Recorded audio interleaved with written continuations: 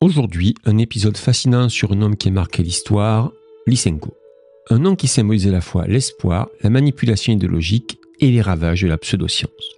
Trofim Denisovitch Lysenko, né en 1898 dans l'Empire russe, est un agronome soviétique autodidacte. Dans une Union soviétique en quête de solutions agricoles miracles, il attire l'attention grâce à une technique appelée vernalisation. Il prétend améliorer les récoltes en soumettant les graines à un froid artificiel avant de les planter. Mais ce n'est pas sa seule particularité. Lysenko rejette ouvertement la génétique mendélienne qu'il considère comme bourgeoise et incompatible avec le marxisme. À la place, il propose une vision néo-lamarckienne de l'hérédité, inspirée des idées de Jean-Baptiste Lamarck, un biologiste français du début du XIXe siècle. Lamarck pensait que les êtres vivants pouvaient transmettre à leur descendance les caractères acquis durant leur vie. Par exemple, un cou allongé chez la girafe à force d'étirer son cou pour attraper des feuilles. Lysenko reprend cette idée, mais il l'applique au monde végétal. Il croit qu'une plante endurcie par le froid donnera naissance à une lignée naturellement résistante. Une position radicalement opposée à celle de Charles Darwin qui, dès 1859, avait proposé une sélection naturelle fondée sur la variation aléatoire et la survie différentielle sans transmission des caractères acquis. Là où Darwin met l'accent sur l'évolution lente et sans but, Lysenko voit une transformation rapide et dirigée par l'environnement. Une idée séduisante pour une idéologie qui croit à la malléabilité totale de l'homme comme de la nature. Du coup, pour Lysenko, la science est au service de l'idéologie. Dans les années 30, le climat politique est tendu. L'URSS de Staline veut des résultats, pas des débats scientifiques. Lysenko promet des solutions rapides pour améliorer les rendements agricoles. Il devient une figure idéologique alignée avec le marxisme-léninisme contre les élitistes de la science traditionnelle. Avec le soutien du régime, il prend le contrôle de l'agriculture soviétique et fait interdire la recherche génétique classique. De nombreux scientifiques, dont le célèbre généticien Nikolai Vavilov, sont emprisonnés, réduits au silence ou exécutés. La science soviétique entre dans une ère sombre. Mais les résultats sur le terrain sont désastreux. Les méthodes de plantation en masse, sans respect des conditions locales, comme planter du maïs en Sibérie en suivant les préceptes de Lysenko, échouent systématiquement. La technique de vernalisation, imposée de façon rigide à toutes les cultures, produit des récoltes inégales et souvent catastrophiques. Pire encore, l'interdiction de la sélection variétale moderne empêche l'amélioration des souches végétales.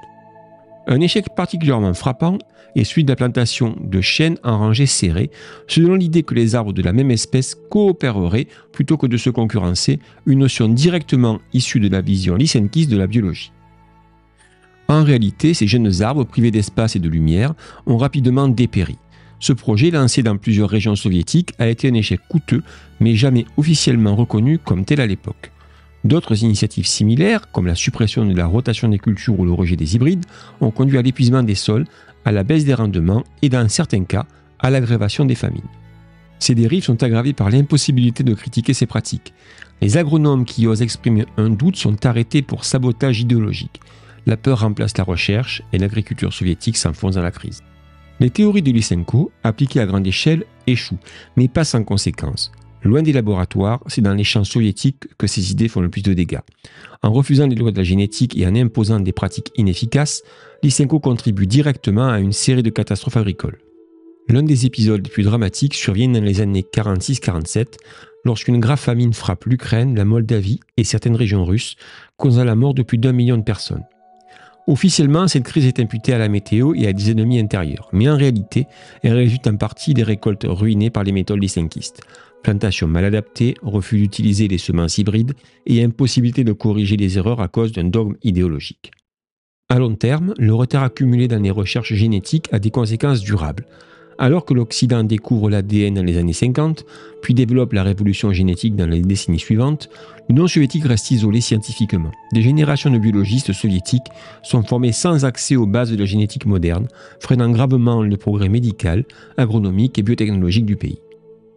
Dans les années 60, sous Khrouchtchev, Lysenko commence à perdre de l'influence, mais il faudra attendre la fin des années 70 pour que ces théories soient officiellement discréditées.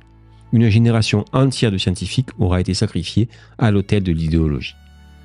L'affaire Lysenko n'est pas seulement un épisode du passé soviétique. Elle constitue un avertissement universel. Elle montre comment la science, lorsqu'elle est soumise à une idéologie, peut être détournée, falsifiée et devenir un instrument de propagande. Et cela peut arriver n'importe où. Aujourd'hui encore, des situations similaires réapparaissent. On voit des exemples de négation de consensus scientifique, qu'il s'agisse du changement climatique, des vaccins ou de la théorie de l'évolution, souvent nous motivés non pas par des preuves, mais par des croyances politiques, religieuses ou économiques. Comme à l'époque de Lysenko, certains pouvoirs cherchent à imposer une vision du monde, quitte à rejeter les données. Il existe aussi une tentation moderne du scientisme d'État, le contrôle de la recherche par des intérêts politiques ou industriels. La censure de publications gênantes ou la pression pour produire des résultats qui confirment une ligne officielle. L'exemple de Lysenko nous rappelle que la science n'avance que lorsque la liberté d'hypothèse, de critique et de vérification est garantie. Dans le monde d'aujourd'hui où les crises sanitaires, environnementales et technologiques se multiplient, il est plus que jamais vital de défendre une science ouverte, rigoureuse, indépendante, même lorsqu'elle dérange.